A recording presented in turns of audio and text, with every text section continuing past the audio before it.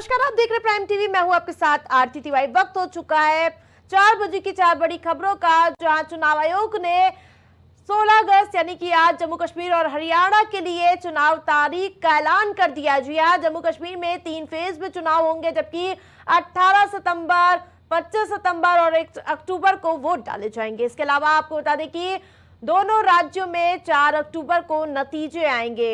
बहुत बड़ी जानकारी आपको दे रहे हैं, जो आपको बता दें कि चुनाव तारीखों का ऐलान हो चुका है।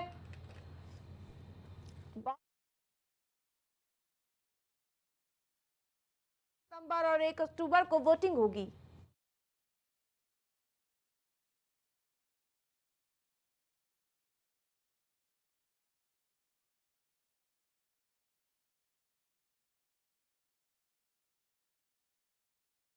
देखिए, चुनाव आयोग शुक्रवार को जम्मू कश्मीर और हरियाणा विधानसभा चुनाव की तारीखों का ऐलान कर दिया जा चुका है। जम्मू कश्मीर में 10 साल बाद विधानसभा चुनाव होने हैं। आपको बता दें कि जम्मू कश्मीर में अनुच्छेद 370 लगने के बाद, यानी कि हटा दिया गया था 370, उसके बाद 10 साल बाद चुनाव होने जा रहा है। आखिरी बार जम्मू कश्मीर में 2014 में चुनाव हुए थे और काफी दिलचस्प होगा इस बार का विधानसभा चुनाव, जिस पर सभी की निगाहें होंगी। और आज तारीखों का ऐलान हो चुका है। 3 फेजेस में चुनाव कराए जाएंगे। इससे पहले लोकसभा चुनाव हुआ था, उसमें काफी अच्छी व्यवस्था की गई थी, शांतिपूर्वक चुनाव देखने को मिले थे। और उसके बाद अब लोकसभा चुनाव के बाद अब विधानसभा चुनाव की तैयारियों में जुट चुका है चुनाव आयोग। 3 फेज में तारीखों का ऐलान हो चुका है। उसके साथ साथ आपको बता दें कि हरियाणा में भी 1 फेज में चुनाव होगा। और आपको बता दें कि हरियाणा विधानसभा की 90 सीटों के लिए चुनाव आयोग ने तारीखों का ऐलान कर दिया है। हरियाणा की सभी 90 सीटों के लिए एक ही चरण में चुनाव होंगे। और ज्यादा अपडेट के साथ हमारे साथ अभिनव लाइव जुड़ चुके हैं। अभिनव, जम्मू कश्मीर में 10 साल बाद चुनाव होने हैं, कितना जोश होगा चुनाव को लेकर? बिल्कुल, देखिए जम्मू कश्मीर में विधानसभा चुनाव की तारीखों का ऐलान हो गया है। मुख्य चुनाव आयुक्त राजीव कुमार ने अब से कुछ देर पहले प्रेस कॉन्फ्रेंस करके ऐलान किया। 3 चरणों में जम्मू कश्मीर में चुनाव होना प्रस्तावित है। 18 सितंबर, 25 सितंबर और 1 अक्टूबर को जो है जम्मू कश्मीर में मतदान होगा और फिर 4 अक्टूबर को जो है नतीजे आएंगे। हरियाणा में भी 4 अक्टूबर को ही नतीजे आएंगे, लेकिन हरियाणा में सिर्फ एक चरण में मतदान होगा। 1 अक्टूबर को ही हरियाणा में वोटिंग होगी और उसी दिन सभी 90 सीटों पर मतदान होगा। तो 90 सीटें जो जम्मू कश्मीर की हैं उनमें 3 चरणों में, और जो 90 सीटें हरियाणा की हैं उसमें एक ही चरण में जो है मतदान वो चुनाव आयोग संपन्न कराने जा रहा है। और देखिए, जम्मू कश्मीर में बहुत लंबे समय बाद एक बार फिर से चुनाव होने जा रहे हैं और इन चुनाव को लेके लगातार देखने वाली बात होगी कि कौन सी पार्टियां इस चुनाव में बाजी मार लेती हैं। लेकिन बात करें तो अब से कुछ देर पहले जो उमर अब्दुल्ला है वो प्रेस कॉन्फ्रेंस करके अपनी तमाम दलीलें रख रहे थे। उनका कहना था कि जम्मू में अभी चुनाव की तारीखों का ऐलान हुआ है, इससे 24 घंटे पहले वहां एक बड़ा अभिनव, प्रशासनिक फेरबदल हुआ है। लोकसभा चुनाव में 5 फेजेस में जम्मू कश्मीर में चुनाव हुए थे, शांतिपूर्वक सारा चुनाव संपन्न हुआ और अब 3 फेज में विधानसभा चुनाव होने। क्या लगता है, चुनाव आयोग का जोश हाई नजर आ रहा है? बिल्कुल, देखिए चुनाव आयोग ने 3 चरणों में चुनाव की घोषणा की है। जैसे ही उसके बाद से लगातार कई लोग इसको पॉजिटिवली ले रहे हैं कि चुनाव आयोग का ये एक बहुत बड़ा कदम है और इसको अच्छे ये एक स्वागत योग्य कदम है। लेकिन कई लोग कह रहे हैं कि जम्मू कश्मीर में 3 चरणों में चुनाव कराना मुश्किल होगा, क्योंकि जम्मू कश्मीर में देखिए तमाम आतंकी जो घटनाएं हैं वो भी हुआ करती हैं और जम्मू कश्मीर में इसके पहले भी कई चरणों में चुनाव हुए। कभी ऐसा नहीं देखा गया पिछले लंबे समय में कि जम्मू कश्मीर में जो चुनाव है वो 3 फेज में हुए। हमेशा जम्मू कश्मीर में 4 या 5 चरणों में ही चुनाव होते रहे हैं। बिल्कुल। तो अमरनाथ निश्चित तौर पे यात्रा ये लगातार चुनाव हो रही है, तो दूसरी ओर बस को उड़ा दिया गया था। इस तरह की घटनाएं लगातार सामने आ रही, उस बीच चुनाव होना कितना चुनौती हो सकता है चुनाव आयोग के लिए? बिल्कुल, देखिए चुनाव आयोग ने तमाम चीजों को ध्यान में रखते हुए चुनावी तारीखों का ऐलान किया है और अमरनाथ यात्रा समाप्त होने के बाद चुनाव आयोग ने कहा कि उसके बाद ही ये चुनाव कराए जा रहे हैं और तमाम जो त्योहार हैं, जो छुट्टियां हैं, और सबसे खास जो बात है, देखिए जो लोकसभा चुनाव पिछला हुआ था वो करीब 2 महीने तक भी चले थे। कई जगह उत्तर प्रदेश की बात करें तो यहाँ 7 चरणों में मतदान हुआ था। तो चुनाव आयोग ने खुद भी स्वीकारा वो बात और उन्होंने कहा कि हम इस चुनाव को बहुत लंबा नहीं ले जा रहे हैं, हम सिर्फ 3 चरणों में मतदान करा रहे हैं। 18, 25 और 1 अक्टूबर को मतदान होगा। 4 अक्टूबर को जो है वो नतीजे सामने आ जाएंगे। तो कहीं ना कहीं हरियाणा चुनाव की आयोग ने 90 पिछले सीटों चुनाव पर भी चुनाव होने, उसको लेकर क्या पार्टियां तैयार नजर आ रही हैं? बिल्कुल देखिए, हरियाणा में जो चुनाव है वो महाराष्ट्र के साथ यूं तो होना होता है, लेकिन महाराष्ट्र विधानसभा चुनाव की तारीखों का ऐलान आज नहीं हुआ। हरियाणा ही विधानसभा चुनाव की तारीखों का ऐलान हुआ। तो निश्चित तौर पे इस पे सवाल जो राजनीतिक पार्टियां हैं वो उठा रही हैं कि महाराष्ट्र में क्यों नहीं चुनाव का ऐलान हुआ। और इसके अलावा देखिए, उत्तर प्रदेश में भी उपचुनाव की तारीखों का ऐलान होना था।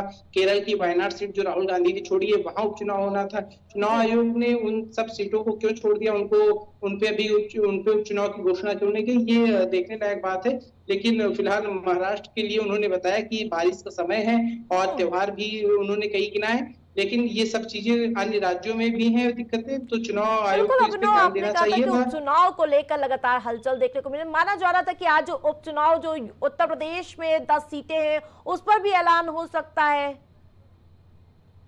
बिल्कुल देखिए, उत्तर प्रदेश में 10 सीटों पे उपचुनाव होना था और अब तो हाँ। पार्टियां जो हैं वो अपने प्रत्याशी तय करने लगी हैं। बसपा ने तो करीब 3 सीटों पे अपने प्रत्याशी फाइनल कर दिए। किसी भी वक्त उनकी घोषणा जो है वो आधिकारिक रूप से की जा सकती है, लेकिन चुनाव आयोग ने अब तक डेट ही नहीं जो है वो अनाउंस की है। और ऐसा माना जा रहा था कि आज उपचुनाव के लिए जो चुनाव आयोग है वो तिथि जो है उसको घोषित कर देगा और यूपी में जल्द ही उपचुनाव देखने को मिलेगा। लेकिन यूपी में जनता को चुनाव के लिए भी और इंतजार करना पड़ेगा। अपने मत का इस्तेमाल करने के लिए जनता को अभी थोड़ा और देर करनी पड़ेगी। उसके बाद चुनाव आयोग देखने वाली बात रहेगी कि कब तक उत्तर प्रदेश में चुनावी तारीखें घोषित बिल्कुल करता है। अभिनव, लगातार पार्टियां जिस तारीख का इंतजार करती हुई नजर आ रही थी उसका फिलहाल ऐलान हो चुका है। तमाम अपडेट के लिए बहुत बहुत धन्यवाद अभिनव।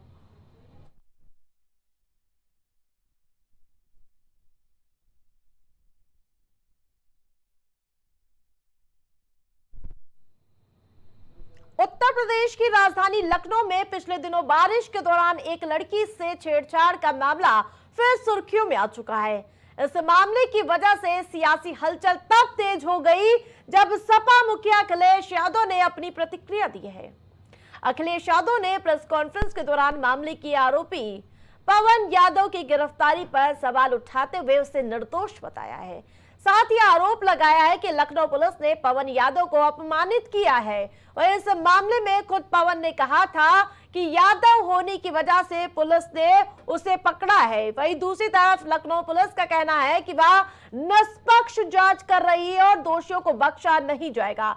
मामले की जांच अभी भी जारी है और पहले वो बयान आपको सुना देती हूं जो अखिलेश यादव ने दिया और जिसके बाद पूरे मामले में सियासत एक बार फिर से चरम पर नजर आ रही है। गोमती नगर की घटना है, उस घटना में भी हम लोगों ने जवाबदेही तय की है। उसके अपराधियों की सूची भी मेरे पास आई है। ये अपराधी हैं, पहला अपराधी है पवन यादव, दूसरा अपराधी मोहम्मद अरबाज। ये सद्भावना वाले लोग हैं, यानी सद्भावना, अब इनके लिए सद्भावना ट्रेन चलाएंगे, इनके लिए बुलेट ट्रेन चलेगी, चिंता मत करो। पुलिस किसके इशारे पे काम करती है? पुलिस जो सरकार है उसके इशारे पे काम कर रही है। पुलिस को न्याय देना चाहिए, ये नहीं भूलना चाहिए। उनके पास सीसीटीवी है, कैमरा है उनके पास। एक एक आदमी को आइडेंटिफाई करें और आइडेंटिफाई कर करके उनके मदर फादर जिस तरीके से मुख्यमंत्री को उन्होंने लिख करके दिया, सदन में बोला है, उसी तरह सभी दोषियों के माँ बाप के साथ नाम जारी करने चाहिए। जिस गुस्से के साथ वो कह रहे थे बुलेट ट्रेन चलेगी, उनके ऊपर नहीं बुलेट ट्रेन चलेगी। जो और लोग हैं, जो बीजेपी के खासम खास उस सूची में लोग हैं, क्या उनके ऊपर नहीं चलेगी? और आप तो पत्रकार हो, आप खुद जानते हो सूची में कौन लोग हैं। कुछ नहीं, मैं बस बैठा था, चाय पी रहा था। मेरे पास पुलिस आती है, मेरा नाम पूछती है, फिर थाने लेके चली जाती है। फिर उसके बाद मैं कुछ, हाँ, उसके बाद मुझे नहीं पता, कुछ भी नहीं, कहीं पे भी नहीं उस दिन। अच्छा, ये जो पूरा घटना हुआ इसको कैसे देखते हैं आप? क्या बताऊं सर, इतना वायरल हो गया था, कुछ लोग तो पिस ही जाते हैं फर्जी में। गेहूं में घुल तो पिसता ही, उसमें मैं आ गया। शायद यादव था इसलिए।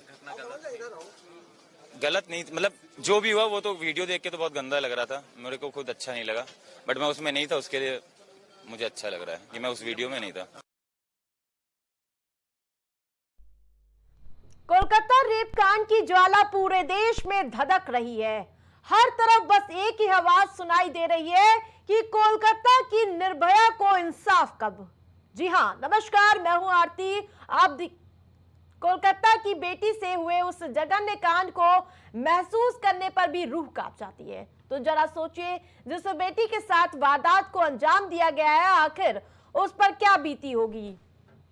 रेपकांड के बाद से पूरे देश भर के डॉक्टर गुस्से में हैं और बदस्तूर ये प्रदर्शन जारी है। इस मामले पर पश्चिम बंगाल की मुख्यमंत्री ममता बनर्जी ने कहा है कि इस हिंसा के पीछे साजिश है और साथ ही वाम और राम इकट्ठे होकर ये सब कर रहे हैं।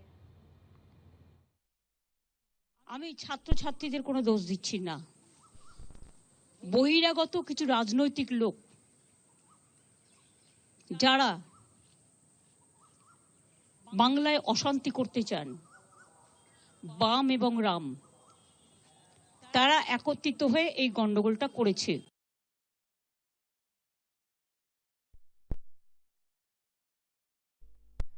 दरअसल आरजी कॉलेज में हुई तोड़फोड़ को लेकर कई सवाल खड़े हो रहे हैं। ऐसा मानना जा रहा है कि इसके पीछे कई साजिश हो सकती है।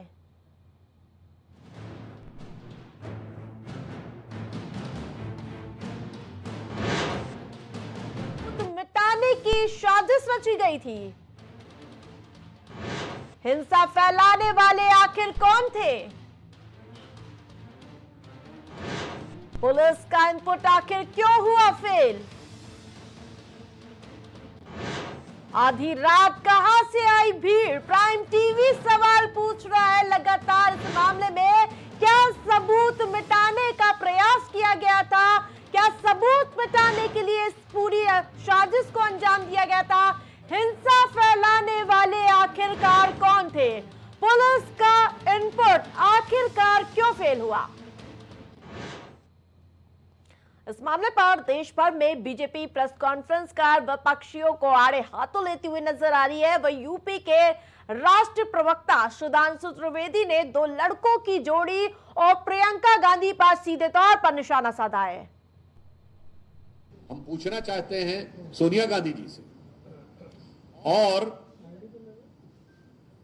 राहुल गांधी जी से, जो अब यूपी के दो लड़कों में बड़के वाले लड़के हो गए हैं, उनसे हम ये पूछना चाहते हैं कि आपकी मोहब्बत की दुकान में ये क्या सिर्फ अपराधी, भ्रष्टाचारी और बलात्कारी सामान ही उपलब्ध है? हम पूछना चाहते हैं राहुल गांधी जी से कि यदि बंगाल में आपके सबसे प्रमुख नेता, जो पिछली लोकसभा में नेता प्रतिपक्ष रहे, अधीर रंजन चौधरी जी ने कहा है कि there is no democracy in Bengal, और वो कहते हैं कि ममता बनर्जी पूरी तरीके से तानाशाह हैं और वो अपराधियों का संरक्षण कर रही हैं, उसके बाद आप किस मुंह से उनके साथ गठबंधन कर रहे हैं? तो सपा मुखिया अखिलेश यादव ने भी इस पूरे बयानबाजी को लेकर बीजेपी पर कई सवाल दागे, वो पहले सुनाती हूं। कोई घटना हो उस पर राजनीति नहीं करनी चाहिए, और घटना पर राजनीति करने का हुनर अगर किसी के पास है तो भारतीय जनता पार्टी के पास है। कोई घटना हो जाएगी, उसका राजनीतिक लाभ और दूसरों को बदनाम करने का अगर टैलेंट किसी के पास है तो भारतीय जनता पार्टी के पास है। कहीं देश में बेटियों के साथ घटना हो, किसी नारी के साथ घटना हो, दुखद है, उसके लिए कार्रवाई होनी चाहिए। और ममता बनर्जी जी खुद मुख्यमंत्री, महिला मुख्यमंत्री हैं, आप उनसे उम्मीद नहीं करोगे कि वो तो करेंगी कार्रवाई, लेकिन भारतीय जनता पार्टी के लोग राजनीति न करें।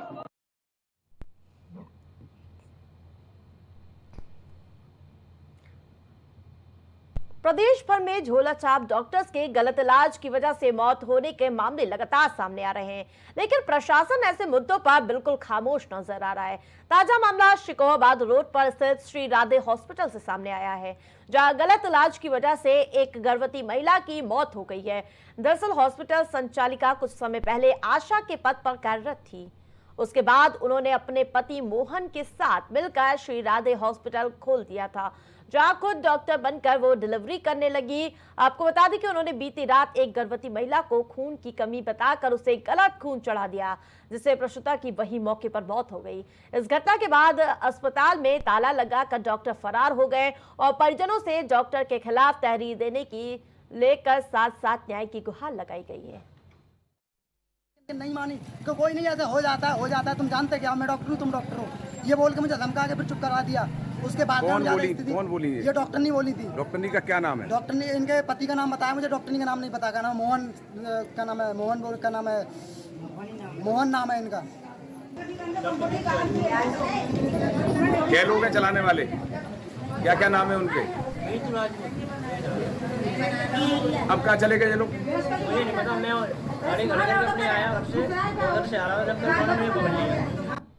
4 बजे की 4 बड़ी खबरों में फिलहाल इतना ही। देखते रहिए प्राइम टीवी।